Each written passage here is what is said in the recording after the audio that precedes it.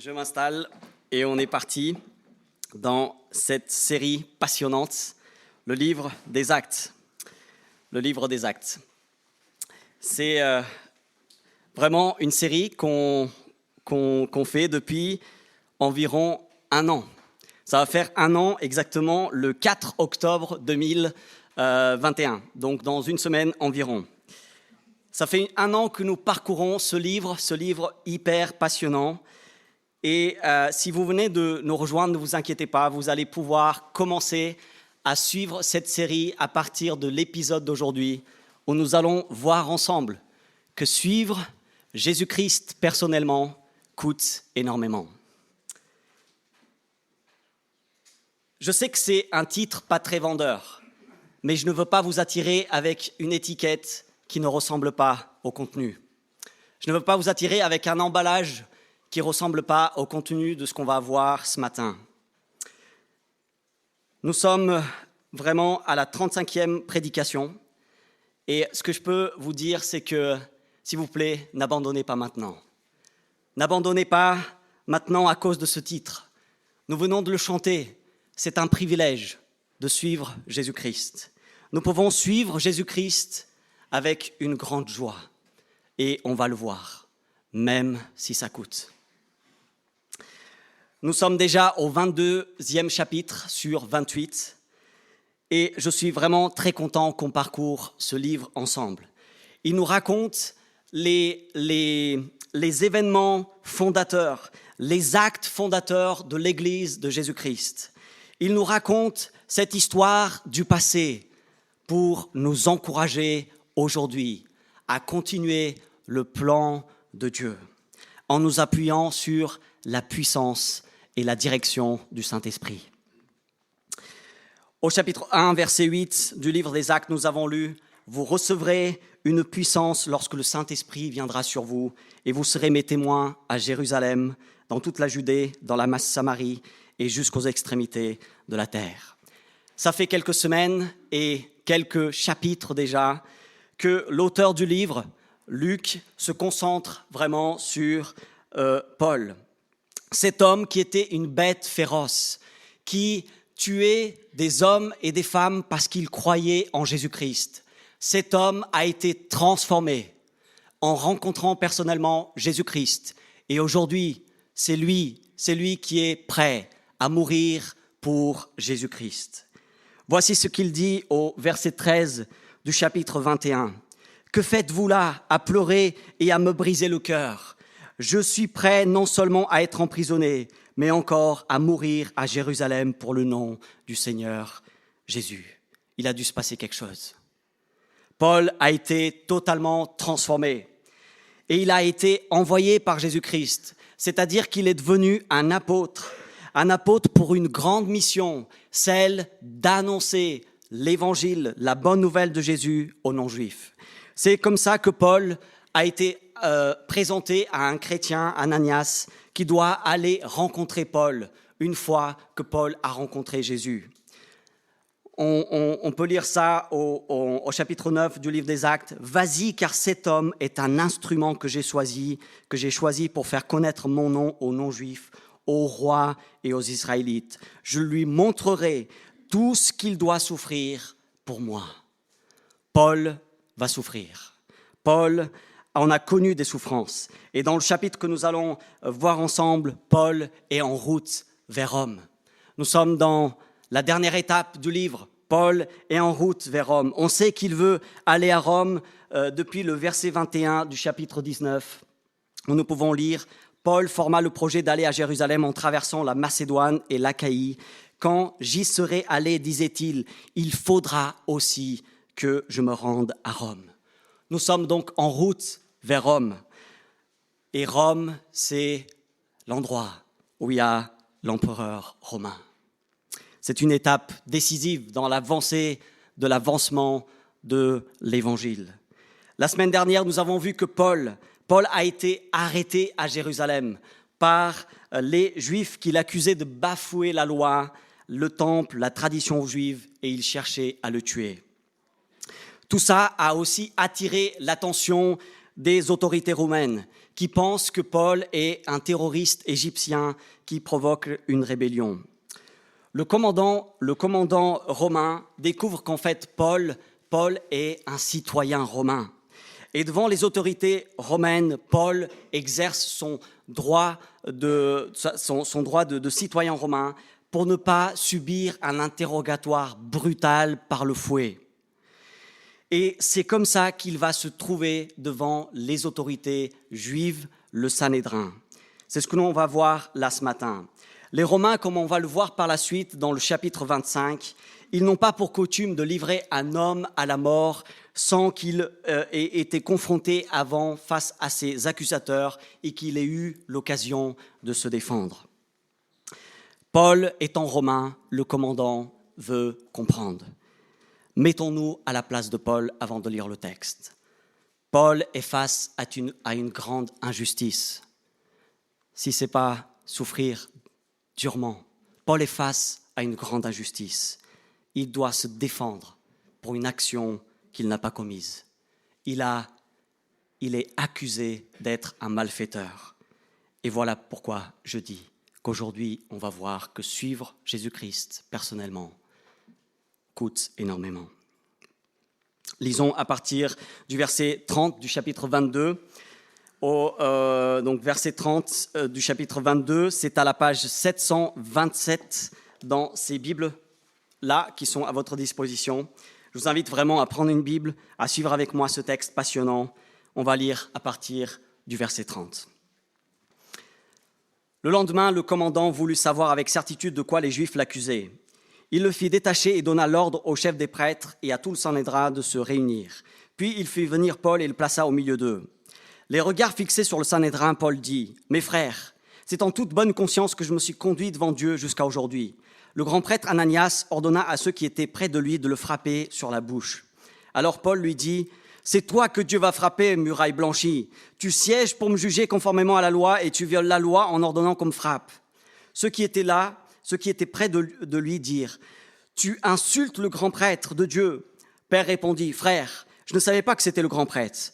En effet, il est écrit « Tu ne parleras pas du mal du chef de ton peuple. » Sachant qu'une partie de l'assemblée était composée de Sadducéens et l'autre de pharisiens, Paul s'écria dans le Sanhédrin « Mes frères, je suis pharisien, fils de pharisien. C'est à cause de l'espérance de la résurrection des morts que je suis mis en jugement. » Quand il eut dit cela, un débat surgit entre les pharisiens et les sadducéens et l'assemblée se divisa.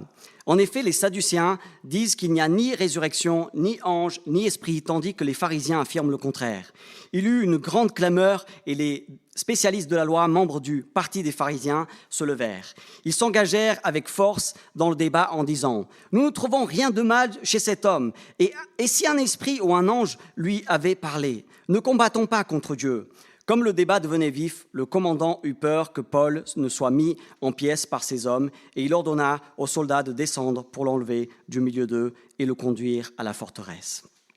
On va s'arrêter ici pour l'instant. La semaine dernière, on a déjà vu que Paul s'est déjà défendu devant les Juifs. Et aujourd'hui, c'est une défense un peu plus officielle. Il est devant les autorités juives, le Sanhédrin. Les 10 premiers versets du chapitre 23 nous montrent que Paul se défend devant les autorités juives et qu'il est protégé par les autorités romaines. Dès qu'il commence à parler, au verset 1 et 2, on voit que le grand prêtre, le chef des prêtres, a demandé qu'on frappe Paul sur la bouche. Il n'était pas du tout d'accord avec ce que Paul disait, qu'il se conduisait en toute bonne conscience. Et face à cet acte illégal, Paul se met en colère et lui dit au verset 3, « C'est toi que Dieu va frapper, muraille blanchie. Tu sièges pour me juger conformément à la loi et tu violes la loi en ordonnant de me frapper, qu'on me frappe. » Ce qu'il faut savoir, c'est qu'à l'époque, on blanchissait les murs pour cacher un petit peu les défauts.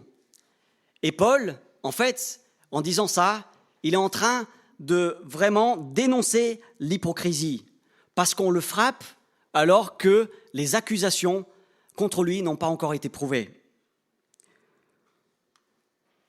Au verset 4, on voit que ceux qui assistent à la scène sont vraiment choqués.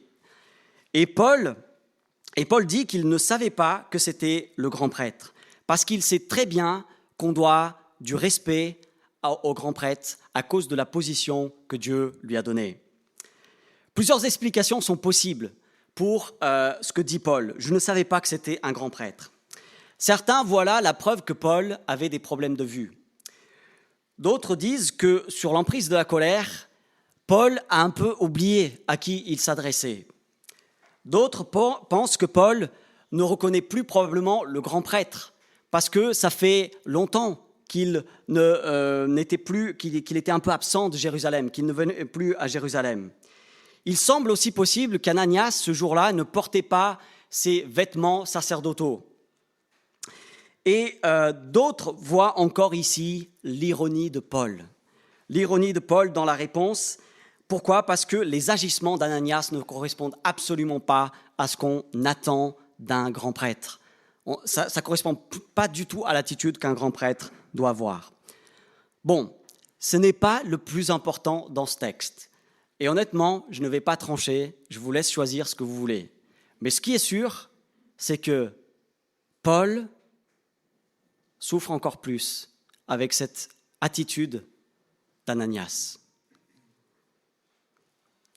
Ananias agit mal en demandant de frapper Paul et rajoute encore de la souffrance à Paul. Paul enchaîne sa défense, en sachant qu'il a en face de lui deux groupes bien distincts, deux groupes qu'il connaît bien, les Sadducéens et les pharisiens. Il essaye d'avoir le soutien des pharisiens, en disant au verset 6 qu'il est un des leurs. Il l'avait déjà fait par le passé, ça. Et il dit également, c'est à cause de l'espérance de la résurrection des morts que je suis mis en jugement. C'était sage de la part de Paul. Paul savait très bien que les Sadducéens ne croyaient pas à la résurrection. Il les connaissait très très bien. Tout ça suscite un débat entre les deux groupes. Et leur désaccord est tellement vif sur le sujet qu'on voit au verset 9 que des pharisiens sont prêts à défendre Paul. Vous voyez un peu le truc ? C'était pas Paul le chef de la secte là, des chrétiens ? Eh bien ça y est, juste parce qu'ils ne sont pas d'accord et parce que voilà, le débat il est intense, qu'ils sont prêts, les pharisiens, à se mettre du côté de Paul. Mais ce débat il devient tellement intense que le commandant a peur que Paul perde sa vie au milieu de ces deux groupes et il demande au verset 10 que Paul soit enlevé du milieu d'eux. Posons-nous une question. Ce n'est pas très difficile. Des chants que nous avons déjà chantés nous aident à répondre. Est-ce que nous ne connaissons pas quelqu'un qui a été accusé injustement à Jérusalem et qui a été livré entre les mains des Romains ? C'est qui ? C'est Jésus. C'est simple la réponse. Mais c'est plus dur ce qui vient ensuite. Pour nous. Je crois que l'histoire de Paul nous rappelle l'histoire de Jésus-Christ. Paul connaît son sort. Il sait qu'il doit souffrir. Il n'y a rien de surprenant dans tout ça. Paul suit son maître.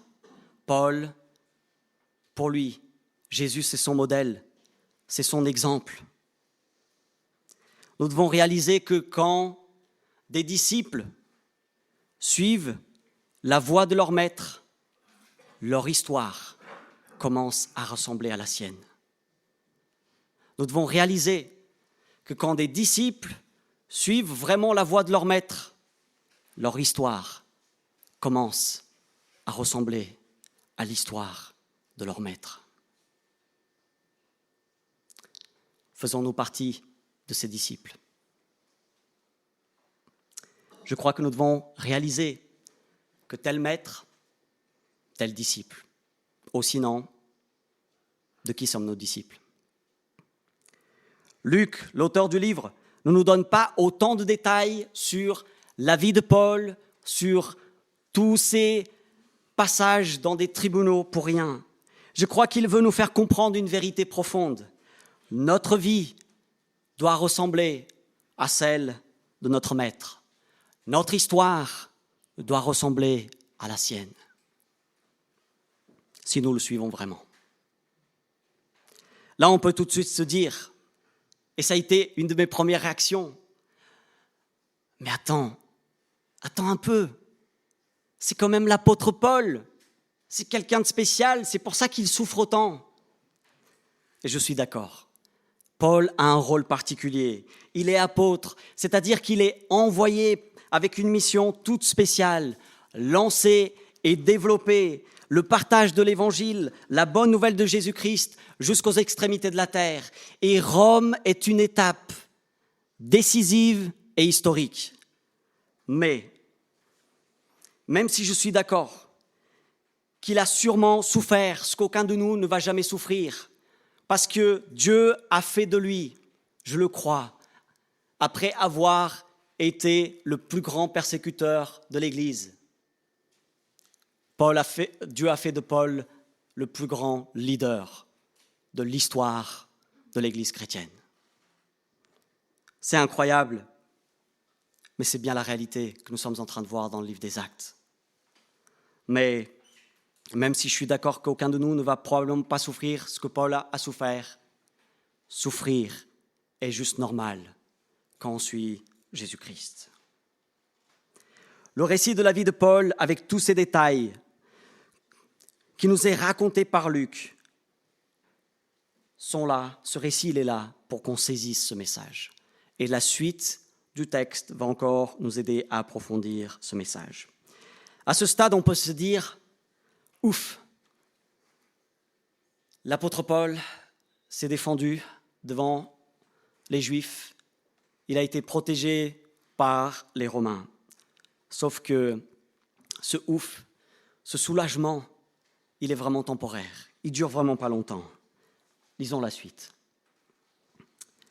La nuit suivante, le Seigneur apparut à Paul et dit « Prends courage, Paul. De même que tu as rendu témoignage de ce qui me concerne à Jérusalem, il faut aussi que tu rendes témoignage à Rome. » Le jour venu, quelques Juifs, formèrent un complot et s'engagèrent sous peine de malédiction contre eux-mêmes à ne rien manger ni boire tant qu'ils n'auraient pas tué Paul. Ceux qui formèrent cette conspiration étaient plus de 40. Ils allèrent trouver les chefs des prêtres et les anciens pour leur dire « Nous nous sommes engagés, sous peine de malédiction contre nous-mêmes, à ne rien manger avant d'avoir tué Paul. Vous donc maintenant, adressez-vous avec le Sanhédrin au commandant romain pour qu'il l'amène demain devant vous sous prétexte d'examiner son cas plus en détail. De notre côté, nous sommes prêts à le mettre à mort avant qu'il arrive ici. » Mais le fils de la sœur de Paul entendit parler du guet-apens, et il alla dans la forteresse en informer Paul. Paul appela l'un des officiers romains et dit « Conduis ce jeune homme vers le commandant, car il a quelque chose à lui rapporter. » L'officier prit le jeune homme avec lui, le conduisit vers le commandant et dit « Le prisonnier Paul m'a appelé et m'a prié de t'amener ce jeune homme qui a quelque chose à te dire. » Le commandant prit le jeune homme par la main, se retira à l'écart et l'interrogea. « Qu'as-tu à m'annoncer ?» Il répondit. « Les Juifs ont convenu de te demander d'amener Paul demain devant le Sanhédrin, sous prétexte d'enquêter plus en détail sur son cas. Ne te fie pas à eux, car plus de 40 d'entre eux lui dressent un guet-apens et se sont engagés sous peine de malédiction contre eux-mêmes à ne rien manger ni boire avant de l'avoir tué. Maintenant, ils sont prêts et n'attendent que ton accord. » Le commandant renvoya le jeune homme après lui avoir recommandé. « Ne dis à personne que tu m'as dévoilé cela. » Ensuite, il appela 2 officiers et dit « Tenez prêt, dès 9h du soir, 200 soldats, 70 cavaliers et 200 archers pour aller jusqu'à Césarée. Préparez aussi des chevaux pour conduire Paul, sain et sauf, au gouverneur Félix. » Il écrivit la lettre suivante. « Claude Lysias, au très excellent gouverneur Félix, salut. Cet homme dont les Juifs s'étaient emparés allait être tué par eux. Je suis alors intervenu avec des soldats et le leur est arraché, car j'avais appris qu'il était romain.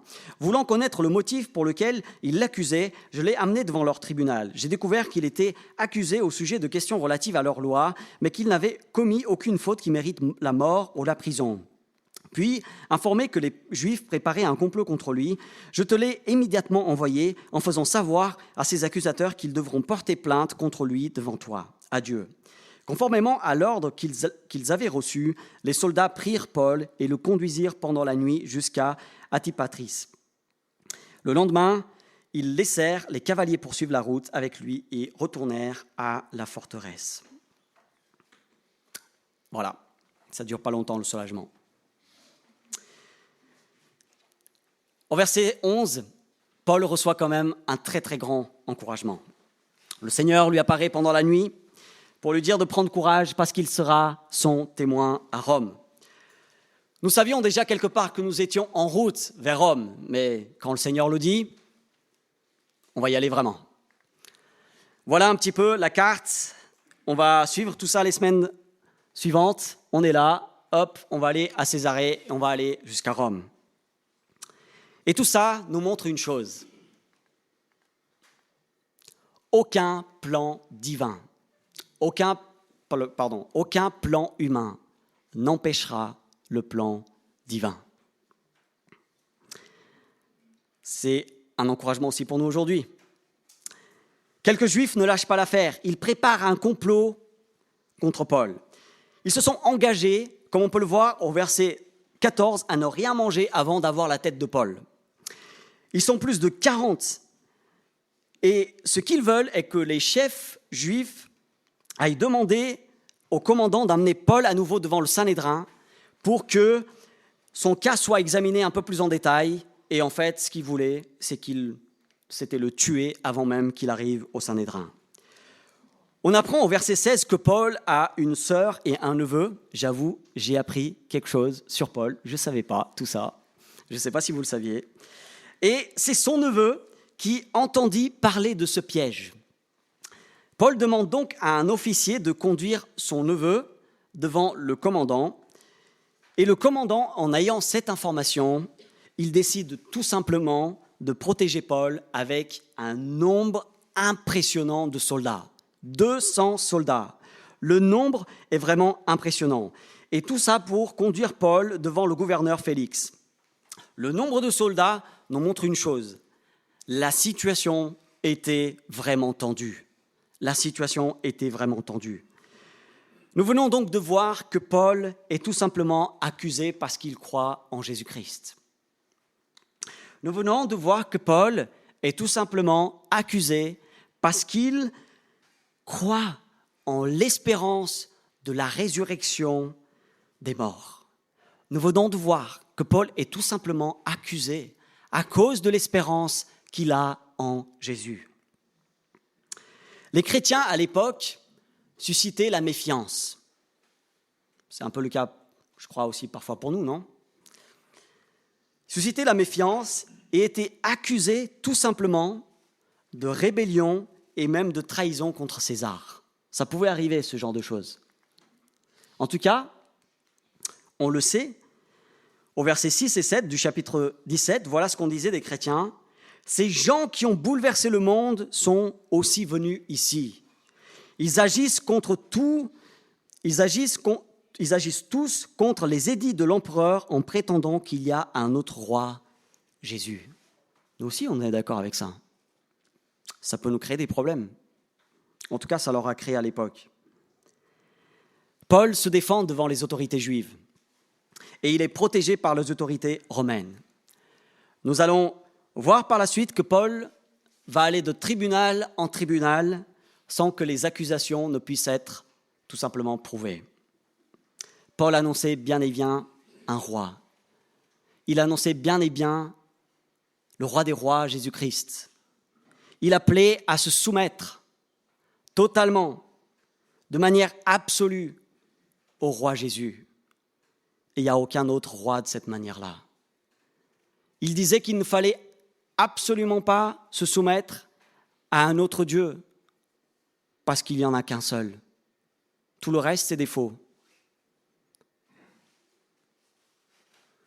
Tout ça faisait quand même que les Romains, ils s'intéressaient un petit peu à son cas aussi. On va le voir par la suite, ça va continuer. Mais les chrétiens n'étaient absolument pas une menace militaire pour Rome. Parce que les chrétiens sont appelés à être un peuple de paix dans un monde en guerre. Que retenir de tout ça pour nous aujourd'hui ? Nous devons retenir que suivre Jésus-Christ personnellement coûte énormément. Nous devons vraiment retenir cela. John Stott, qui a été un pasteur pendant des années à Londres et qui est décédé en 2011, a écrit dans son livre « L'essentiel du christianisme ».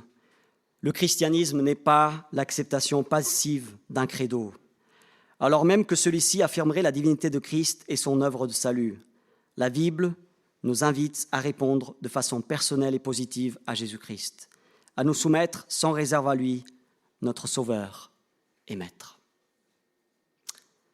Je cite encore John Stott dans le même livre. « On veut bien d'une religion respectable, coussin moelleux qui rassure sans déranger, qui protège des désagréments de la vie et peut changer de forme à volonté. Il ne faut pas s'étonner alors lorsque les cyniques parlent d'hypocrites dans l'Église et rejettent la religion comme un échappatoire à la réalité. » Nous devons comprendre que tel maître, tel disciple. Jésus n'a jamais caché que s'il donne beaucoup, il nous demande tout. Il ne nous a jamais appelés à le suivre sans réaliser le sérieux de son appel et le sérieux avec lequel nous devons le suivre. Il ne nous appelle pas à ce qu'on le suive juste avec un enthousiasme superficiel. Jésus a dit, comme on peut le lire dans le livre, dans l'Évangile selon Marc, au chapitre 8, versets 34 à 38, « Si quelqu'un veut être mon disciple, qu'il renonce à lui-même, qu'il se charge de sa croix et qu'il me suive. En effet, celui qui voudra sauver sa vie la perdra, mais celui qui la perdra à cause de moi et de la bonne nouvelle la sauvera. Et que servira-t-il à un homme de gagner le monde entier s'il perd son âme ? Que donnera un homme en échange de son âme ?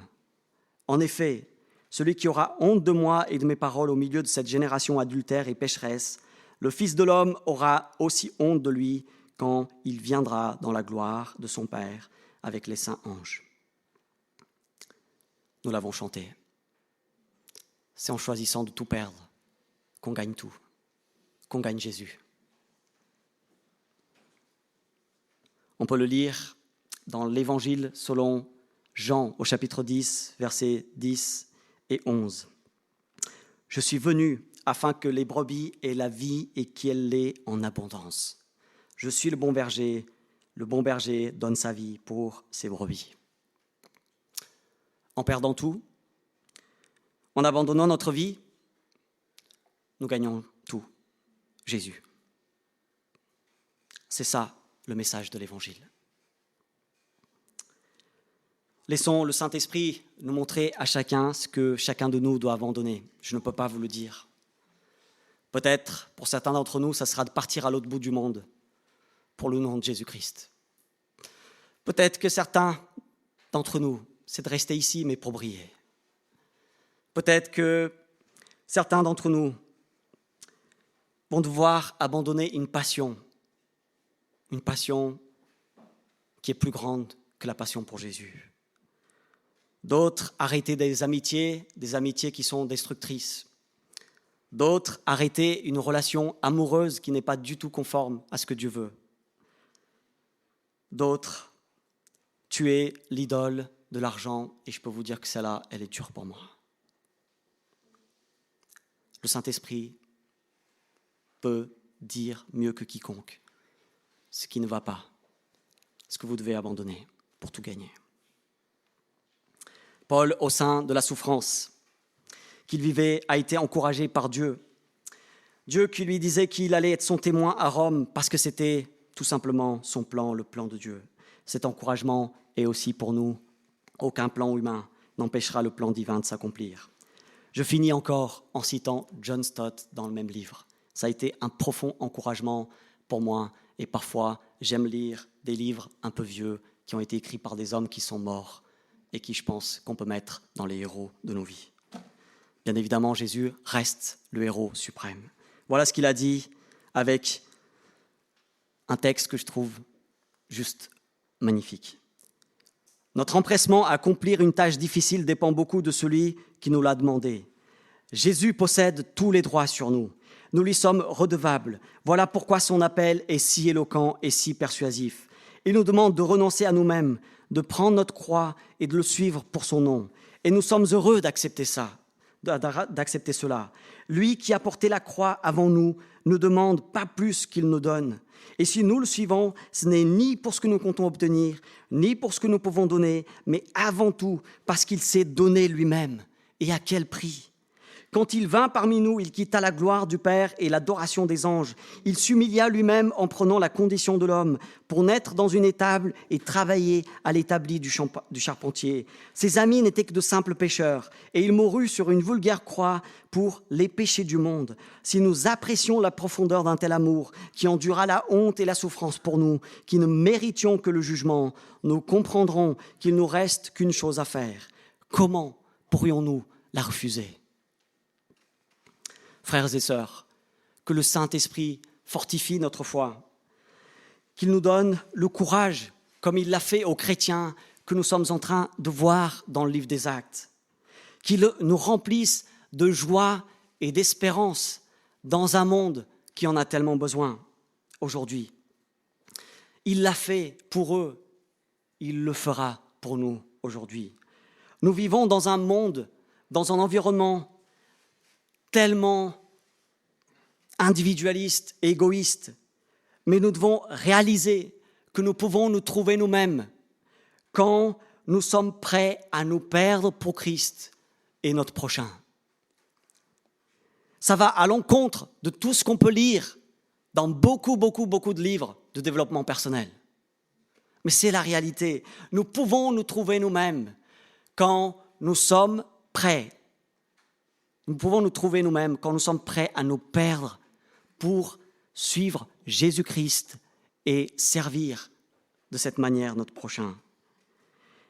Si vous voulez vous découvrir vous-même en glorifiant Dieu, en vivant une vie qui a du sens, une vie où vous allez avoir une joie immense, même au milieu de souffrances, une vie où vous serez embarqués dans la meilleure aventure que vous pouvez vivre sur cette terre, celle de suivre Jésus-Christ, de servir Jésus-Christ et votre prochain. Je vous invite maintenant, sans plus attendre, à abandonner votre vie et à la mettre entre les mains de votre Seigneur et Sauveur, Jésus-Christ. Si vous commencez à sentir de la gratitude pour celui qui est mort il y a 2000 ans, si vous commencez à vraiment croire qu'il est mort pour vous sur cette croix, pour que vous soyez sauvés, pour que vous soyez justifiés, je vous invite maintenant, sans plus attendre, à abandonner votre vie et à la mettre entre les mains de votre Dieu, de votre Maître, de votre Sauveur, Jésus-Christ. C'est ça que ce texte, je pense, semble nous montrer avec la vie de Paul. Perdre devant Dieu, c'est gagner. Faisons-lui confiance. Faisons-lui confiance. Nous verrons par la suite que Paul va continuer à être accusé injustement. Mais il ne sera jamais abandonné par son Dieu. Notre Dieu règne dans les cieux, comme on l'a lu. Il maîtrise absolument toutes choses. Restez connectés pour la suite des épisodes. Restez connectés pour la suite de la série. Mais je vous invite dès maintenant à laisser Dieu nous connecter à son plan divin qui va s'accomplir. Il va s'accomplir. Faisons-lui confiance. Je vous invite à courber vos têtes, à qu'on puisse vraiment répondre à Dieu par la prière. Nous sommes heureux d'avoir passé ce moment ensemble. Rendez-vous dimanche prochain à 11h sur notre chaîne YouTube. Pour mieux connaître notre Église, visitez notre site www.ecegrenoble.fr.